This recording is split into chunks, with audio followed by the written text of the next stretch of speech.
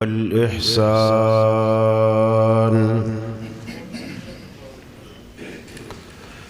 ذي الكرم والمغفرة والامتنان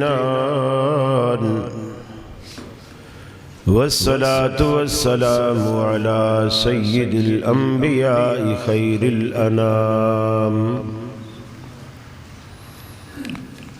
وعلى آله وصحابه وأزواجه العظام وأتباعه وأحبابه ورفقائه البررة الكرام. أما بعد، فأعوذ بالله من الشيطان الرجيم. بسم الله الرحمن الرحيم.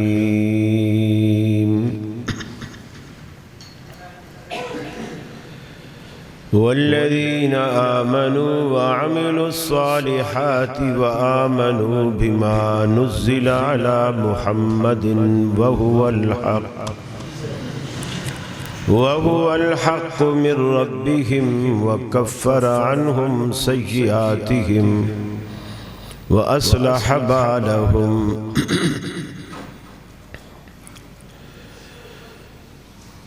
یہ مقصد ہے کہ دنیا سے جہالت دور ہو جائے،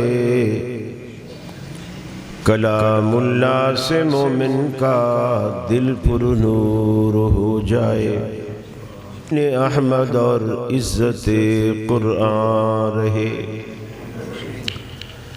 الہی ہم میں پھر وہ صدیق سا ایمان پیدا کر، عمر فاروق سا کوئی جری انسان پیدا کر، رگے تحریک کٹ جائے دم عثمان پیدا کر، علی المرتضی شیر خدا کی آن پیدا کر۔ صدر مجلس محترم مولانا عبدالعزیز لکھوی صاحب حفظہ اللہ،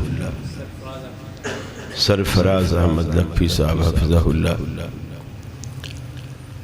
دیگر علماء، زعماء، طلباء، خطباء، قرہ حضرات، میں آپ احباب کا تہ دل سے شکر گزار ہوں۔ آپ لوگوں نے میری حاضری پر گل پاشی کی، اللہ رب العالمین اس کے بدلے آپ پر جنت کے پھول برسائے۔ مجھے انتظامیہ کی طرف سے حکم ملا ہے کہ اعمال کی قبولیت کے حوالے سے کچھ باتیں آپ کے گوش گزار کی جائیں۔ اللہ سے دعا ہے اللہ مجھے اس کی توفیق عطا فرمائے اور ہم سب کو حق سمجھنے کی اور عمل کی توفیق عطا فرمائے۔ آپ کی مسجد میں میری یہ پہلی حاضری ہے، بہت خوشی ہوئی آپ سے مل کر، آپ کی دینی محبت، لگن دیکھ کر۔ اللہ تعالیٰ آپ کی دین سے یہ محبتیں سدا برقرار رکھے۔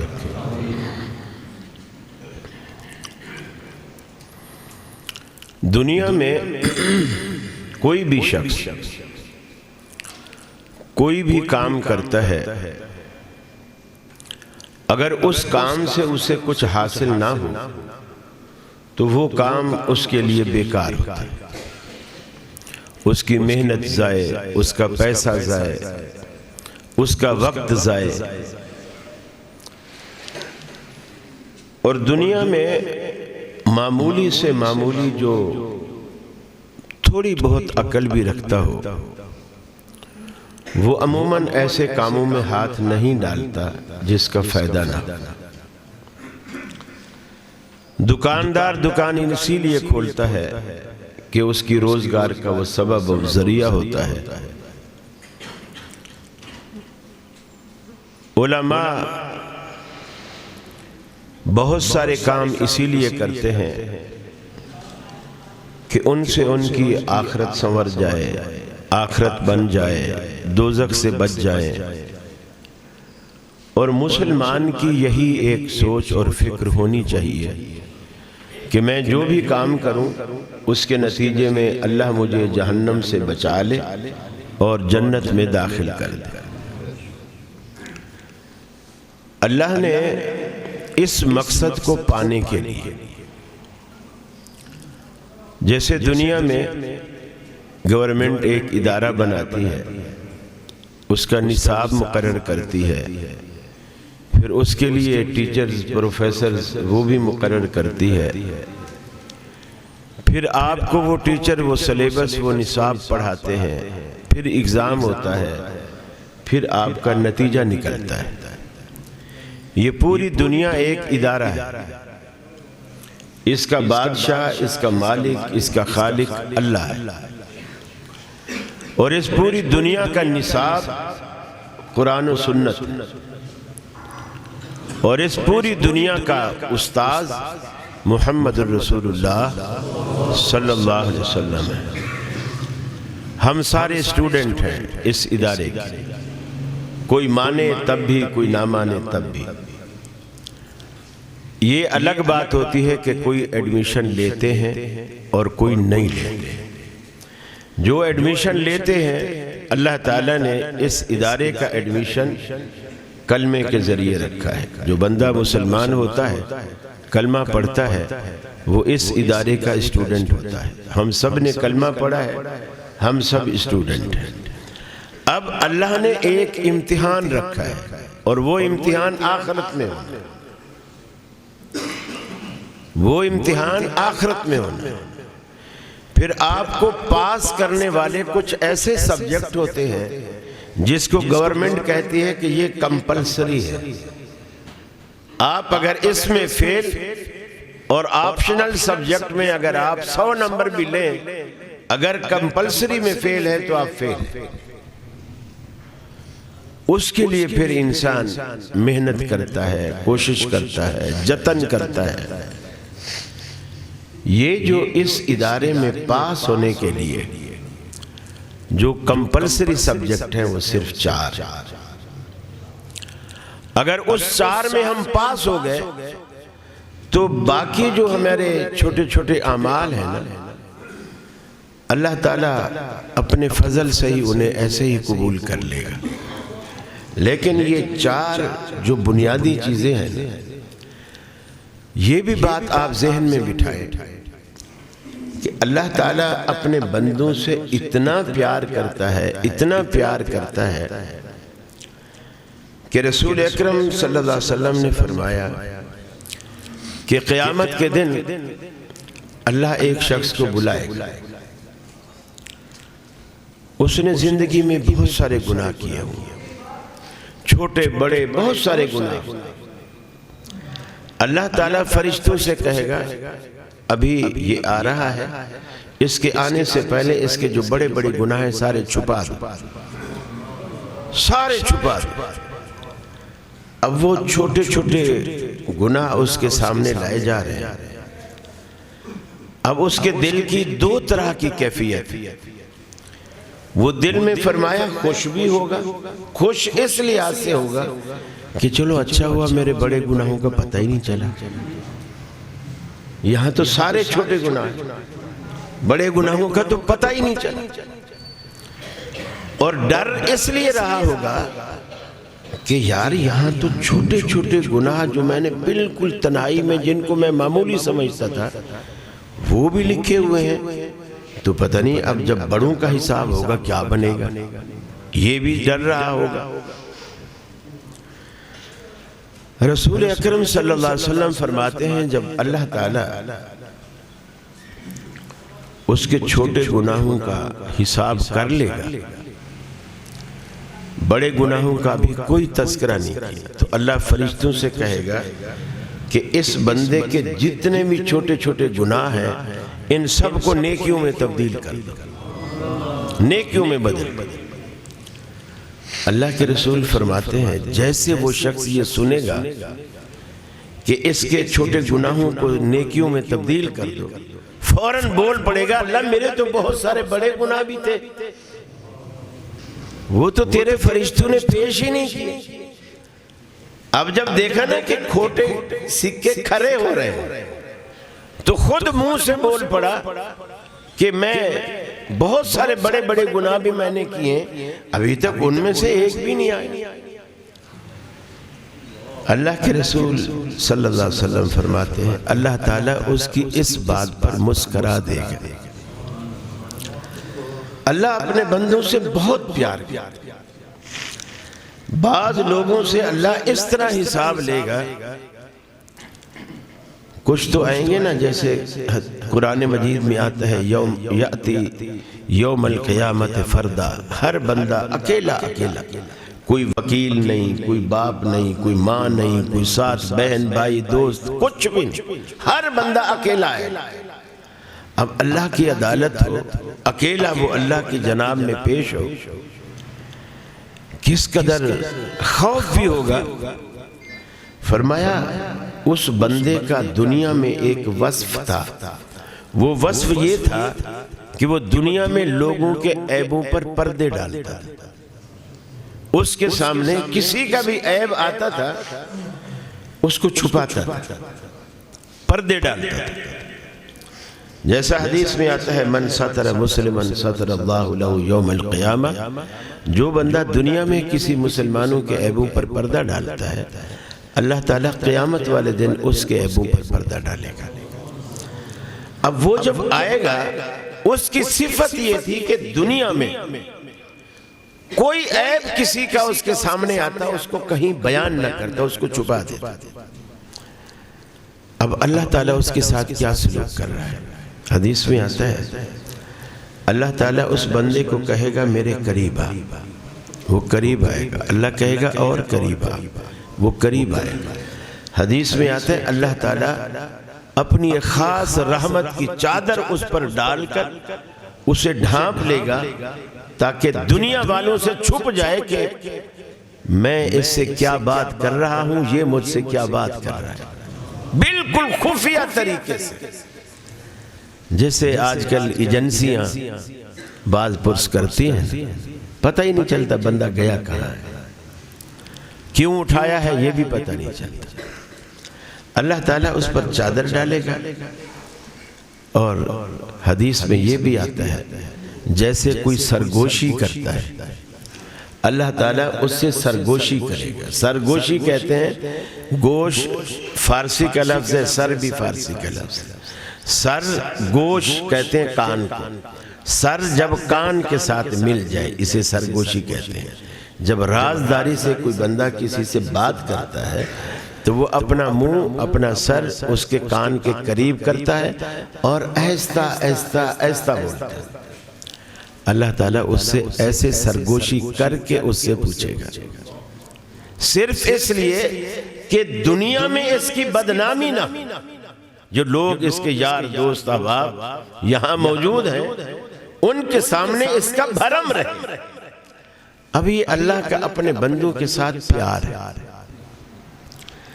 نبی کریم صلی اللہ علیہ وسلم نے سیدہ عائشہ سے کہا، جب ایک خاتون آپ کے حجرے میں آئی، اس کے ساتھ 2 بچیاں ہیں اور ایک خود ہے، آ کر کے کہا کہ میں بھوکی ہوں، میرے بچے بھوکے ہیں، کوئی چیز کھانے ہو تو دو۔ اللہ کے رسول نے سیدہ عائشہ سے کہا عائشہ دیکھو گھر میں کوئی چیز ہو تو اس کو دو۔ حضرت عائشہ فرماتی ہے میں نے گھر میں دیکھا ڈھونڈا، مجھے 3 کھجوریں ملی، میں نے وہ تینوں کھجوریں اس خاتون کو جا کر کے دے دی۔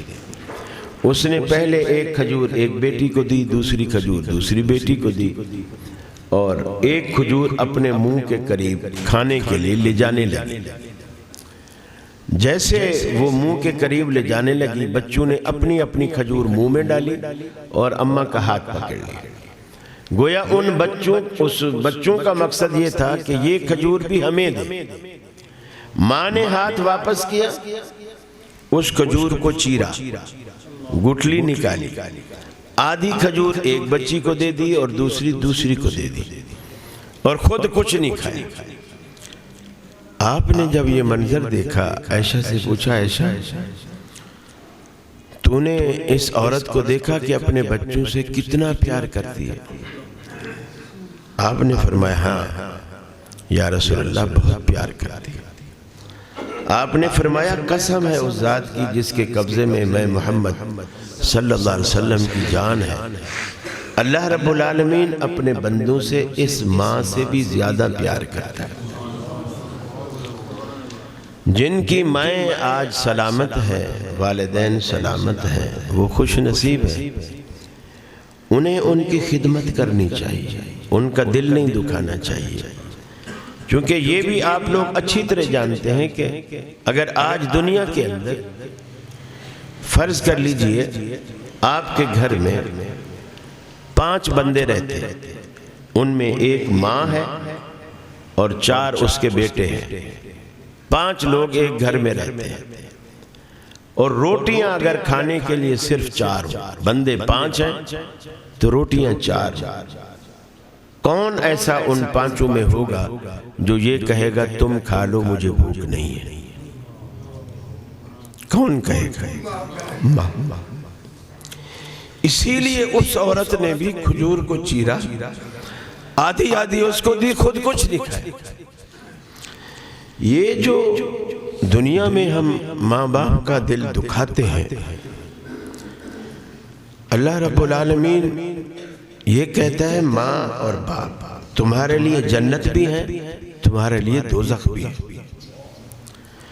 امام ابن سیرین رحمت اللہ علیہ بڑے جلیل القدر ائمہ میں سے ہیں، خوابوں کی تعبیر کے بڑے ماہر ہیں۔ ان کی والدہ فوت ہوئی تو زاروں قطار رونے لگے۔ لوگوں نے کہا آپ ہمیں صبر کی تلقین کرتے ہیں اور آپ اتنے بے صبرے ہو رہے ہیں، دھاڑے مار مار کے رو رہے ہیں۔ انہوں نے کہا کہ میں والدہ کی وفات پہ نہیں رو رہا، میں اس بات پہ رو رہا ہوں کہ اللہ نے میرے لیے والد اور والدہ کی شکل میں جنت کے 2 دروازے کھولے تھے، اور ان میں سے ایک دروازہ آج بند ہو۔ یہ جو ماں اور باپ ہیں یہ جنت کے 2 دروازے ہیں۔ ہم جب دنیا میں خدمت کریں صلہ نہ ملے، روٹی کھائیں خون نہ بنے، کوئی بھی کام کریں نتیجہ نہ نکلے، اس کام کا ہمیں کوئی فائدہ نہیں۔ آپ نمازیں پڑھتے ہیں اس لیے تاکہ آپ کو ثواب ہو اور اللہ راضی ہو، روزے اسی لیے رکھتے ہیں، حج اسی لیے کرتے ہیں، زکوٰۃ اسی لیے دیتے ہیں، بہت سارے کام آپ اسی لیے کرتے ہیں۔ لیکن کبھی آپ نے شاید یہ نہیں سوچا میں جو نماز پڑھ رہا ہوں کیا میری نماز پر اللہ مجھے اجر دے رہا ہے یا نہیں؟ میرے روزے پر مجھے اجر مل رہا ہے یا نہیں؟ حج پر کچھ ثواب ملا ہے یا نہیں؟ میں نے مسجد بنوائی، اللہ کو میری مسجد بھائی یا نہیں؟ میں نے بڑے بڑے نیکی کے کام کیے، قربانیاں کی، لوگ ایک دمبا کاٹتے ہیں، میں نے 20 25 دمبے کاٹے، لوگ ڈی فریزر بھر لیتے ہیں، میں نے ایک بوٹی بھی گھر میں نہیں رکھی، ساری تقسیم کر دی۔ لیکن سوچنا یہ ہے آیا اس پہ اجر ملا یا نہیں؟ اس کے لیے اللہ کے رسول صلی اللہ علیہ وسلم نے 4 باتیں بتائیں۔ کسی بھی عمل میں ان 4 میں سے ایک بات بھی غیب ہو، عمل قبول نہیں ہوتا، عمل قبول نہیں ہوتا۔ بھلے وہ کتنا جمع کے رفع الیدین کرے، کتنی اونچی آمین کہے، اگر ان 4 باتوں میں سے ایک بات بھی اس میں ناپائد ہے تو عمل قبول نہیں ہوتا۔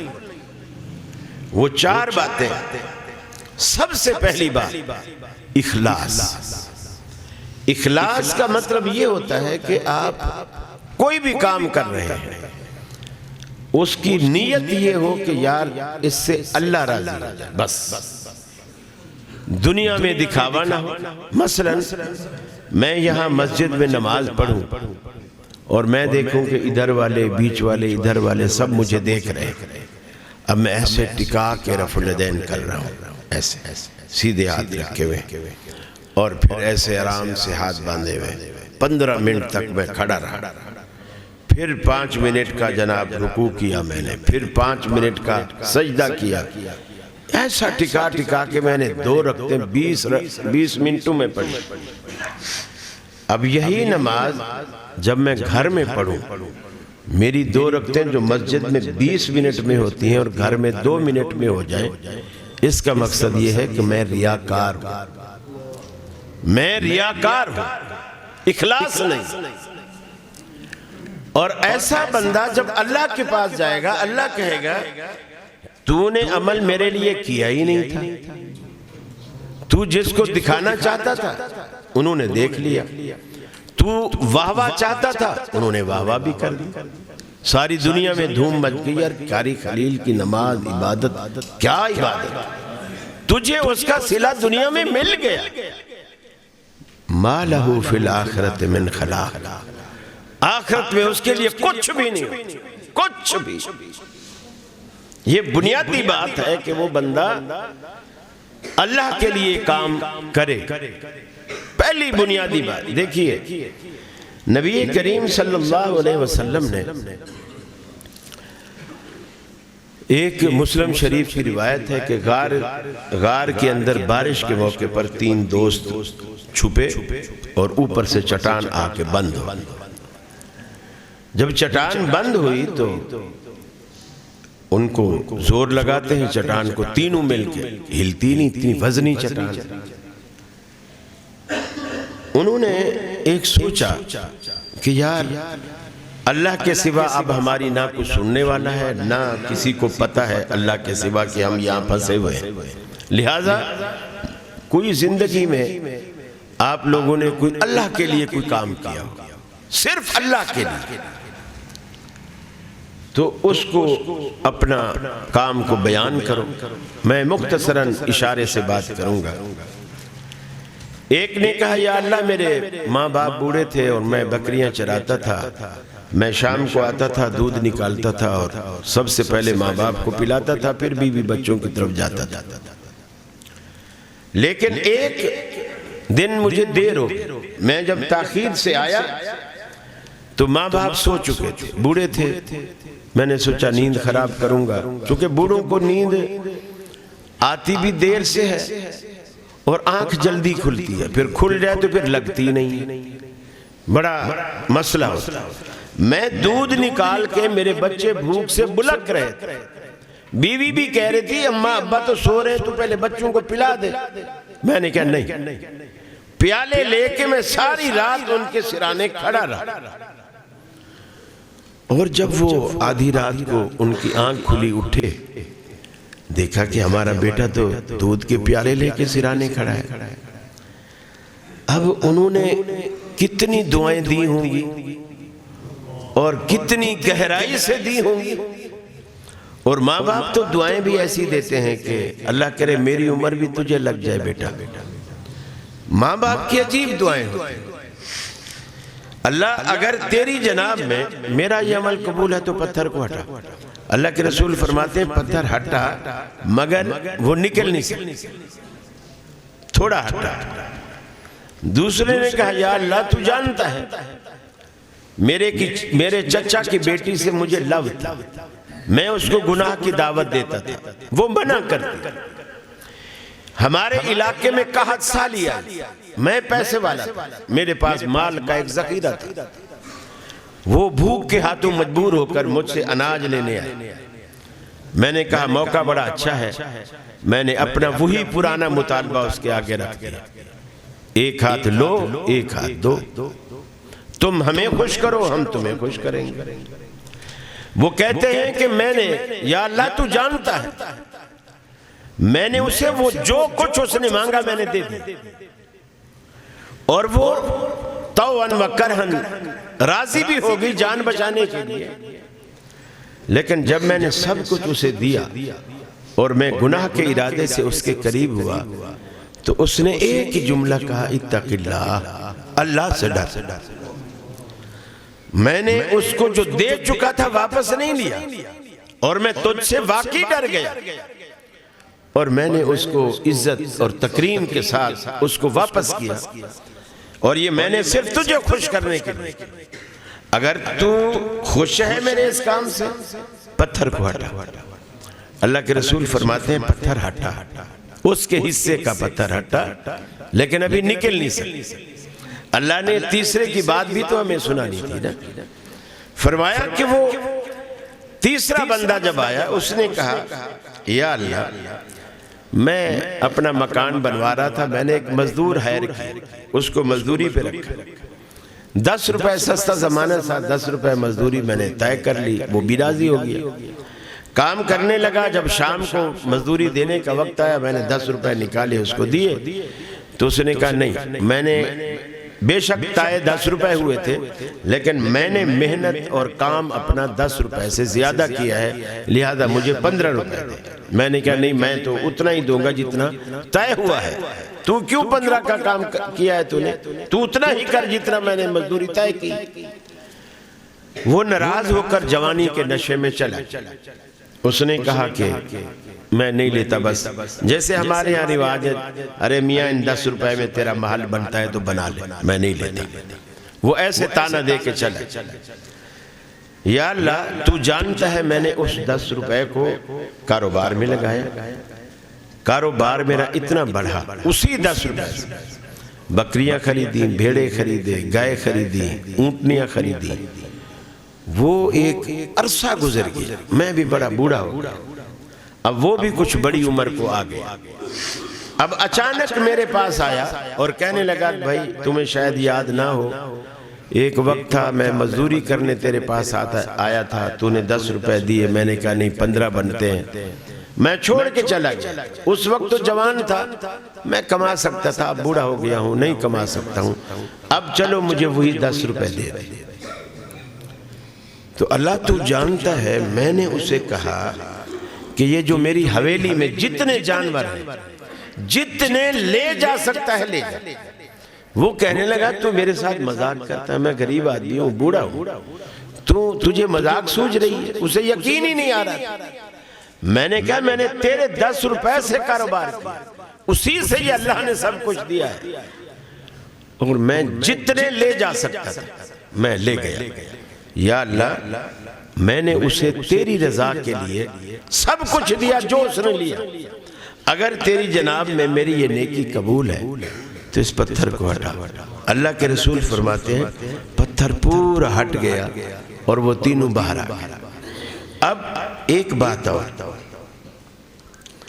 ہم نے ایک کام آج چھوڑ رکھا ہے اور وہ کام ہے دعا۔ ہم دعائیں نہیں کرتے، دعائیں نہیں مانگتے۔ بعض ہمارے احباب فتوے دیتے ہیں دعا کرنی بدعت ہے، چلو مولوی کے فتوے سے بچنے کے لیے مسجد میں نہیں مانگتے تو گھر میں تو مانگے نا، گھر میں بھی نہیں مانگتے۔ اب یہاں دعا تینوں نے کی، وسیلہ اپنے عمل کا پیش کیا، اور دعا نے کرین کا کام کیا، جس کو تینوں مل کر نہیں ہٹا سکتے تھے اس کو دعا نے ہٹا دیا۔ دعا نے کرین کا کام کیا، بغیر ڈیزل، بغیر بجلی، بغیر گیس، بغیر کرین منگوائے اس دعا نے کام کیا۔ آپ بھی اپنے اٹکے کام دعاؤں سے کرائیں، دعاؤں سے اپنے رکے ہوئے کام کرائیں، اپنے عمل کا وسیلہ پیش کریں، اس عمل کا جو آپ نے خالصتاً اللہ کے لیے کیا۔ پھر دیکھیں اس اخلاص کی یقین مانیے اللہ تعالیٰ نے دنیا میں ہمیں کتنی مثالیں دی. آپ کے ہاں اولادیں ہوتی ہیں، چھوٹے چھوٹے بچے 6 مہینے کے، 7 مہینے کے، 10 مہینے کے، سال کے، جو ابھی بول نہیں سکتے. ان کو جب بھی ضرورت پڑے، پانی چاہیے، دودھ چاہیے، کپڑا بدلنا ہے، بستر گیلا ہو گیا ہے، کوئی بھی ان کو ضرورت ہے، وہ کیسے مانگتے ہیں؟ کیسے مانگتے؟ روتے. انگریز کا بچہ، پنجابی کا، سندھی کا، مہاجر کا، پٹھان کا، بلوچی کا، عربی کا، عجمی کا، ہر بچے کی بین الاقوامی ایک ہی زبان ہے، وہ ہے رونا. اللہ کہتا ہے میرے بندے جب تو چھوٹا تھا، بول بھی نہیں سکتا تھا، میں نے تیری ہر ضرورت تیرے رونے سے پوری کی، اور آج تو بڑا ہو گیا ہے، سمجھدار ہو گیا ہے، آج تو نے رونا چھوڑ دیا، ہم نے دینا چھوڑ دیا. وہ جو بچپن والی عادت ہے نا، پھر سے ڈال. لیکن روبو ڈرامے دیکھ کر نہیں، فلمیں دیکھ کر نہیں، اللہ کے آگے آدھی رات کو اٹھو، 2 رکعت پڑھو، مصلی پہ بیٹھو، اللہ کے آگے گڑ گڑاؤ، روو. پھر دیکھیے اللہ آپ کے آنسو اپنے دامن رحمت سے پوچھے گا، دامن رحمت سے پوچھے گا. رب خود کہے گا لبیک یا عبدی، میرے بندے میں تیرے ہی تو انتظار میں تھا کہ یہ آئے گا تو میں دوں گا، آج تو آیا ہے تو بول کیا چاہتا ہے. جیسے حدیث میں آتا ہے کہ ہر آدھی رات کے بعد آسمان دنیا پر اللہ تعالیٰ نزول فرماتا ہے، اور نزول فرما کر کہتا ہے حل میں مستغفر، ارے تم میں کوئی گناہ گار ہے؟ میں بخشنے کے لیے آیا ہوں. کوئی ہے گناہ گار؟ مجھ سے بخشش مانگے. کوئی بیمار مجھ سے شفا مانگے، میں شفا دینے پر تلا ہوا ہوں. کوئی بے روزگار مجھ سے روزگار مانگے، میں روزی دینے پر تلا ہوا ہوں. کوئی ہے؟ لیکن ہمارا تو وہ سونے کا ٹائم ہوتا ہے، ہم سو رہے ہوتے ہیں، اور وہی لینے کا اور مانگنے کا ٹائم ہوتا ہے، ہم اسے گنوا دیتے ہیں. اللہ سے مانگنے کی عادت ڈالی ہے. یقین مانیے اللہ کے رسول نے ایسے نہیں فرمایا الدعاء سلاح المومن، کہ دعا مومن کا ہتھیار ہے. ہتھیار کیسے کہا؟ آپ جنگل میں ہیں، ویرانے میں ہیں، کہیں بھی ہیں، آپ کے پاس راشن نہیں، پانی نہیں، کوئی شیر آ گیا، کچھ بھی آ گیا، آپ کے پاس اسے مارنے کے لیے چھرا نہیں، کلاڑی نہیں، بندوق نہیں، پستول نہیں، کچھ بھی نہیں. الدعاء سلاح المومن، فرمایا دعا مومن کا ہتھیار. جہاں انسان کی ساری تدبیریں، ساری تجویزیں، ساری طاقتیں ختم ہو جائیں، وہاں سے دعا کا عمل شروع ہوتا ہے. لیکن ہمیں یقین ہی نہیں. یہ پہلی شرط ہے اخلاص. اسی لیے الا للہ الدین الخالص، اللہ رب العالمین نے کہا سارے کے سارے دین کو اللہ کے لیے خالص رکھو. اور دوسری بنیادی شرط ہے، وہ ہے توحید. جو بندہ عمل کرتا ہے، عمل کرنے والے کے دل میں، اس کے عقیدے میں، اس کے ایمان میں توحید کا عقیدہ اور نظریہ راسخ. اگر شرک کہیں موجود ہے، اس کا عمل بیکار ہے، نماز بیکار، روزہ بیکار، حج بیکار، سب کچھ بیکار. اسی لیے اللہ نے قرآن میں کہا، فرمایا ان اللہ لا یغفر ان یشرک بہ ویغفر ما دون ذلک لمن یشاء. اللہ رب العالمین جسے چاہے گا اپنے فضل، اپنے کرم، اپنی رحمت سے معاف کرے گا، بخشے گا. لیکن لا یغفر ان یشرک بہ، جس نے اللہ کے ساتھ کسی کو شریک ٹھہرایا رب العالمین اسے بالکل معاف نہیں کرے گا۔ شرک سے پاک ہو کر بالکل اللہ رب العالمین کے حضور اپنا دکھڑا پیش کیجئے، اپنا درد دل بیان کیجئے، اپنی جبین نیاز جھکائیے، ندامت کے دو اتھرو بہائیے، دست سوال اٹھائیے، طلب کا دامن پھیلائیے، اس کے لطف و کرم کو آزمائیے، پھر دیکھیے رب العالمین آپ کی امیدیں کیسے پوری کرتا ہے، آپ کی مرادیں کیسی پوری کرتا ہے۔ اللہ قرآن میں کہتا ہے قال ربکم ادعونی استجب لکم، اے میرے بندو مجھے پکارا کرو، میں تمہارا رب ہوں، مجھے پکارا کرو۔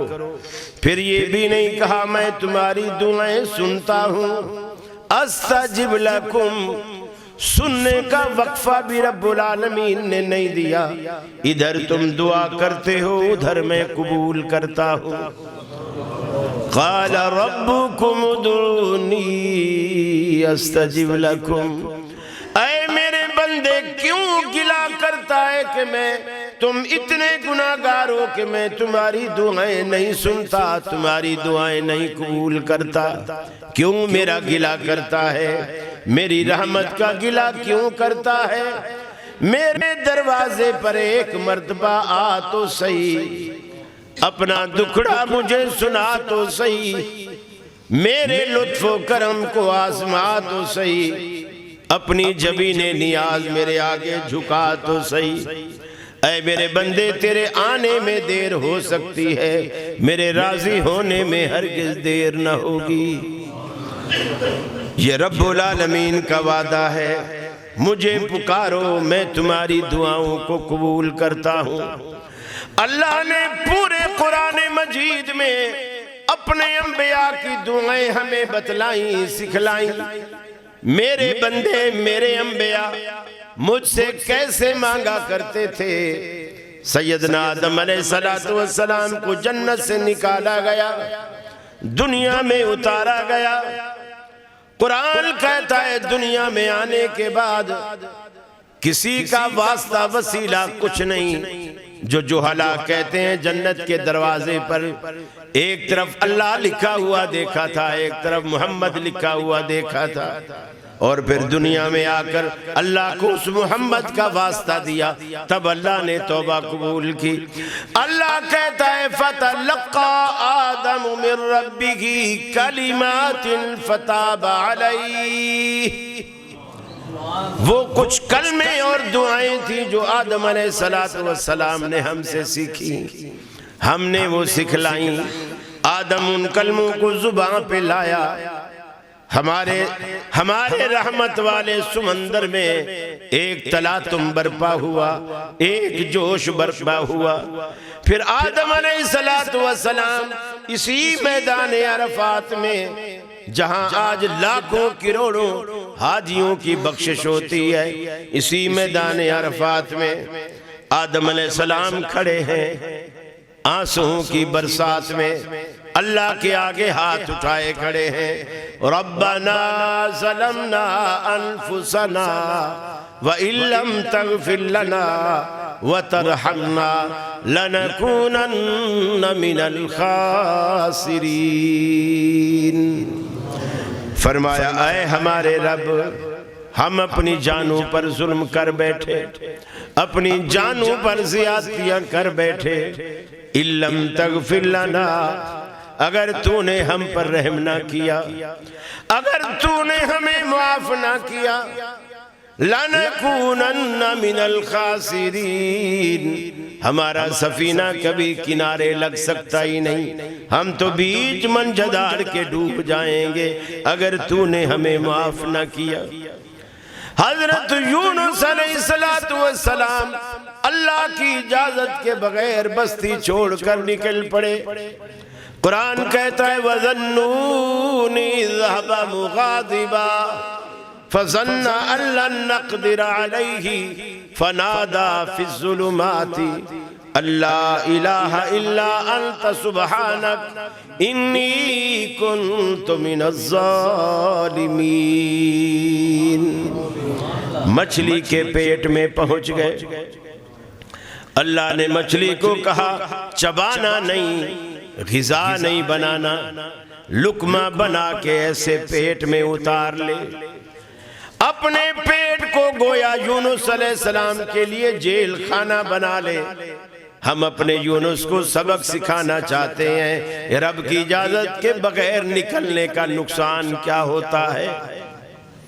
مچھلی کے پیٹ میں جیسے ہی گئے، اللہ کا قرآن کہتا ہے فوراً رب یاد آیا اور رب العالمین کو پکار کے کہا فنادا فی الظلمات۔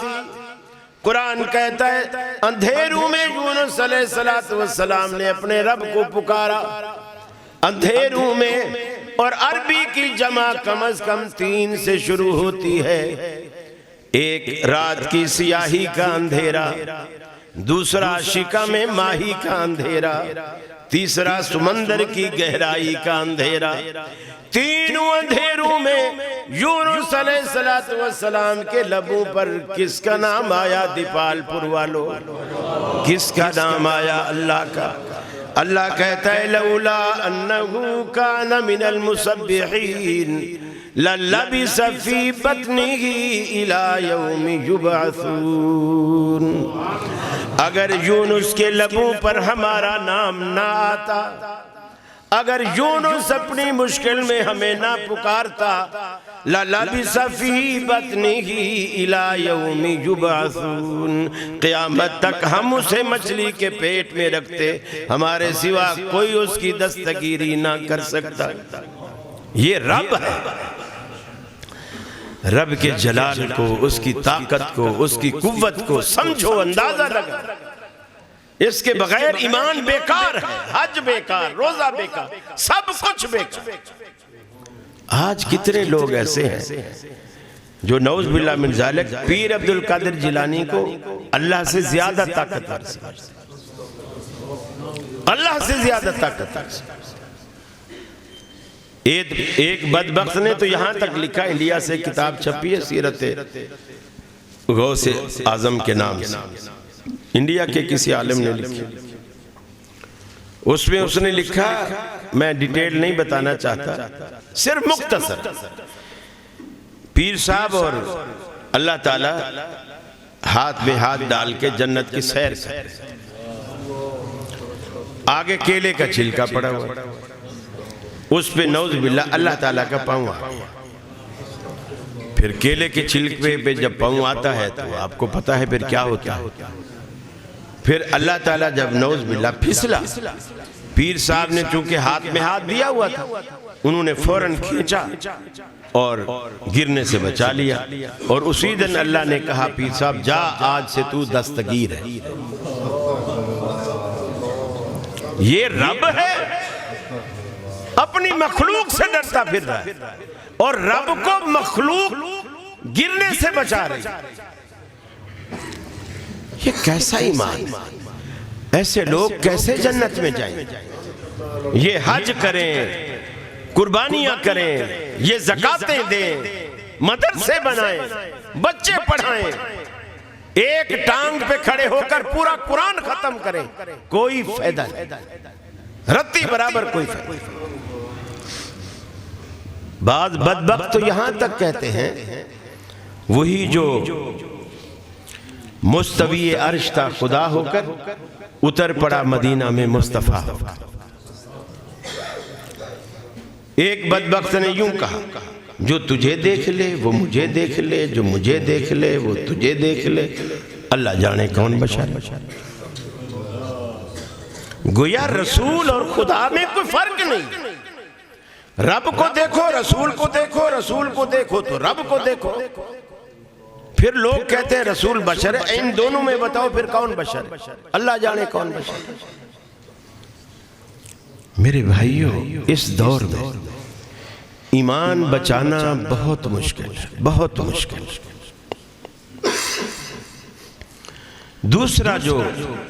تیسرا جو عمل ہے میں اب اختصار کے ساتھ، چونکہ اب وقت میرا محدود ہے، آپ کو سوالات کا ٹائم بھی دینا ہے۔ تیسری چیز جو آپ کے عمل میں قبولیت پیدا کرتی ہے وہ ہے اس کام کا سنت کے مطابق ہونا۔ اگر آپ کا عمل سنت کی موافقت سے خالی ہے، اللہ اسے قبول نہیں کرتا، اسے قبول نہیں کرتا، دیکھتا تک نہیں۔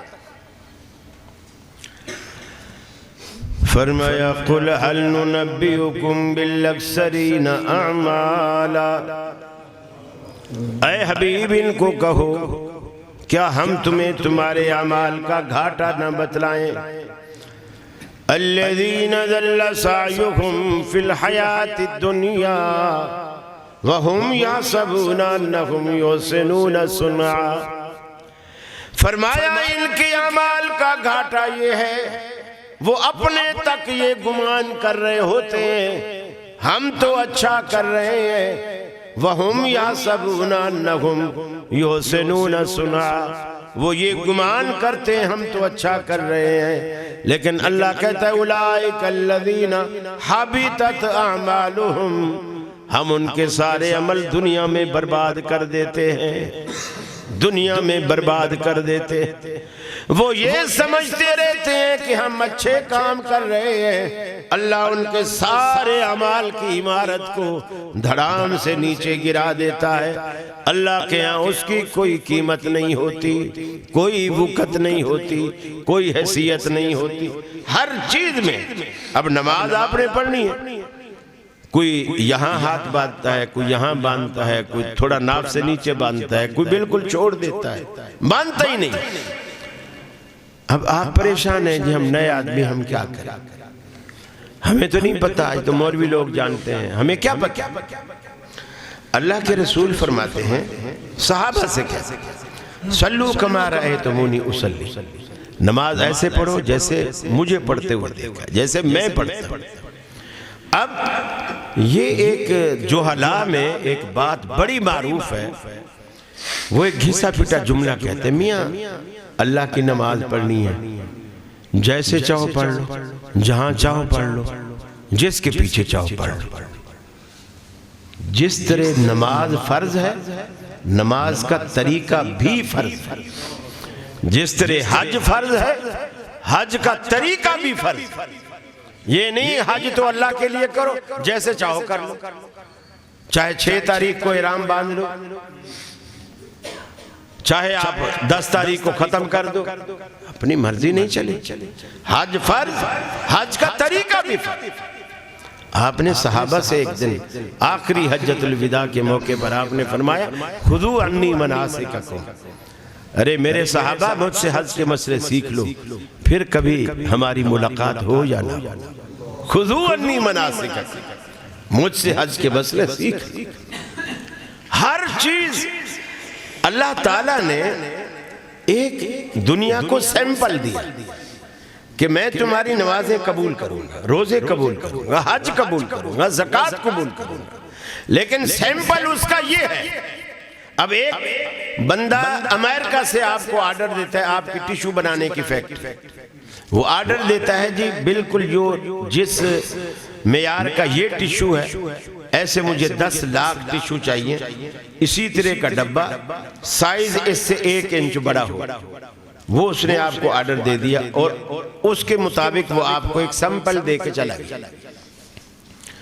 آپ نے ٹیشو بنایا لیکن اس سے ورائٹی بھی ہو سکتا ہے آپ نے اچھی رکھی، اس نے اس سے 1 انچ بڑا بولا تھا آپ نے 3 انچ بڑا رکھا۔ مجھے بتائیے وہ آپ کا آرڈر پاس کرے گا، آپ کو پیسے دے گا یا ٹوکن بھی واپس لینے کا مطالبہ کرے گا؟ کیا کرے گا؟ ٹوکن واپس لے گا۔ یہ تو دنیا کا مانا ہوا رول ہے کہ جب میں تمہیں سیمپل دے کے گیا ہوں پھر تجھے اس میں اپنی مرضی کہ جی یہ چھوٹا برا لگ رہا تھا میں نے اچھا سمجھا 3 انچ بڑھا دیا، وہ کہے گا میرے ایک اپنا معیار ہے، تیرے کو میرے معیار میں دخل دینے کی کیا ضرورت؟ اللہ نے مسلمانوں کو سیمپل دیا ہے، وہ ہے محمد رسول اللہ صلی اللہ علیہ وسلم۔ نماز کیسی مجھے چاہیے جیسے یہ پڑھتا ہے، حج کیسا چاہیے جیسے یہ کرتا ہے، زکوٰۃ کی ادائیگی کیسی ہو جیسے اس نے بتایا، قربانی کیسی ہو جیسے یہ کرتا ہے، شادی بیاہ خوشی غمی یہ ساری رسمیں کیسی ہوں جیسے یہ کرتا ہے، تم باپ کیسے بنو جیسے یہ فاطمہ کا باپ، شوہر کیسے بنو جیسے یہ خدیجہ اور عائشہ کا شوہر، تاجر کیسے بنو جیسے یہ مکہ سے نکلتا ہے اور شام کی طرف تجارت کرتا ہے، ایسے بنو۔ ہر کام میں رسول اللہ صلی اللہ علیہ وسلم نے اپنا ایک اسوہ اور نمونہ چھوڑا ہے۔ تو اللہ تعالیٰ اس عمل کو قبول نہیں کرتا جس عمل میں سنت نکل جائے۔ تو آپ یہ کوشش کریں کہ آپ کا عمل سنت کے مطابق۔ چوتھی اور آخری بات وہ یہ کہ آپ کی کمائی میں، آپ کی انکم میں، آپ کی روزی میں حرام شامل نہ ہو۔ اگر حرام شامل ہو اللہ آپ کا عمل قبول نہیں کرتا، بالکل قبول نہیں۔ اور اگر حرام شامل ہو تو عمل تو بہت دور کی بات ہے، اللہ دعا بھی قبول نہیں کرتا، دعا بھی قبول نہیں کرتا۔ حدیث میں آتا ہے اگر کوئی بندہ حرام کے پیسے سے احرام خرید کر جاتا ہے اور حج پہ جاتا ہے، تلبیہ پکارتا ہے، لبیک اللہم لبیک لا شریک لک لبیک ان الحمد والنعمت لک والملک لا شریک لک۔ اللہ یہ تیرا بندہ دو سفید چادروں میں تیرے دروازے پر حاضر ہے، اس عقیدے کے ساتھ کہ تمام تر تعریفیں، تمام تر نعمتیں سب تیری ہیں، ہم اس کے آگے کچھ بھی نہیں، ہماری یہ حاضری اپنی جناب میں قبول و مقبول فرما۔ اللہ جواب میں کہتا ہے لا لبیک ولا سعدیک، نہ تیری حاضری ہمیں قبول، نہ تیرا تلبیہ پکارنا ہمیں قبول۔ کیوں؟ تیرا کھانا پینا حرام کا، تیرے تن پہ جو احرام کی چادریں ہیں یہ بھی حرام کے پیسے سے ہیں۔ اللہ کے رسول فرماتے ہیں کہ جب بندہ ایسا مسافر اشعث و اغبر، اس کو گریباں میں بھی پھٹا ہوا، گرد و غبار میں اٹا ہوا، بال بھی بکھرے ہوئے، پراگندہ حال، سفر کے اندر مسافر کی دعا کو اللہ قبول کرتا ہے، لیکن ایسا پراگندہ حال مسافر جس کی دعا کو اللہ جلدی قبول کرتا ہے، وہ پکارتا ہے، اللہ کو آوازیں لگاتا ہے جنگل میں ویرانے میں، وَيَقُولُ يَا رَبِّ يَا رَبِّ، اللہ کہتا ہے کیف یستجاب لذالک مطعمہ حرام مشربہ حرام ملبسہ حرام وغذی بالحرام، میں اس کی دعا کو کیسے قبول کروں؟ اس کا تو پینا حرام کا، کھانا حرام کا، پہننا حرام کا، حرام اس کی گھٹی میں پڑ چکا ہے، میں اس کی دعا کو کیسے قبول کروں؟ میرے بھائیوں، اللہ حرام کھانے والے کی کوئی عبادت قبول نہیں کرتا۔ اپنی روزیوں کو حرام نہ کیجئے۔ آج دنیا میں بڑے بڑے حاجی، بڑے بڑے نمازی مرنے سے پہلے اپنی بیٹیوں سے اسٹامپ پہ انگوٹھا لگوا کے جاتے ہیں کہ تم نے اپنا حصہ جائیداد میں سے نہیں لینا، تم نے بھائیوں کو معاف کر دینا ہے۔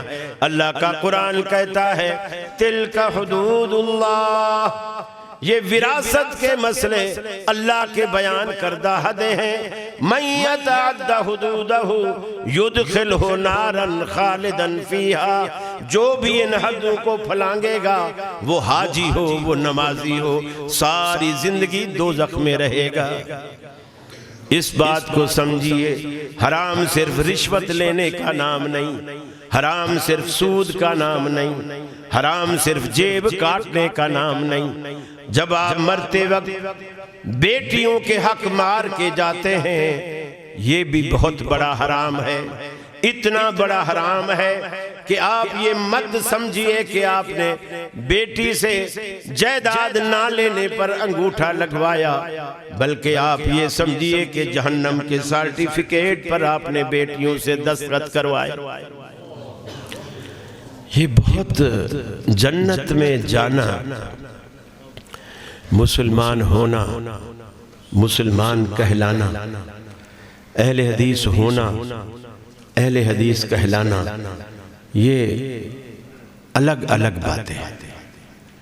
اہل حدیث کہلانا بہت آسان، ہونا بہت مشکل۔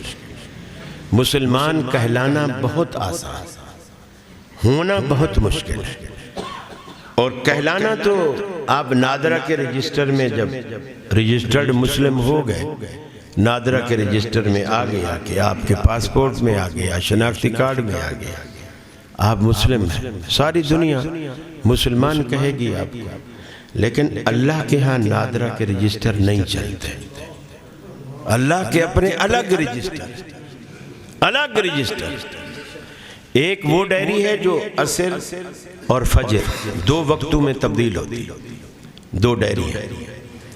ایک وہ ڈائری ہے جو پیر اور جمعرات کو تبدیل ہوتی، چار ڈائری ہے۔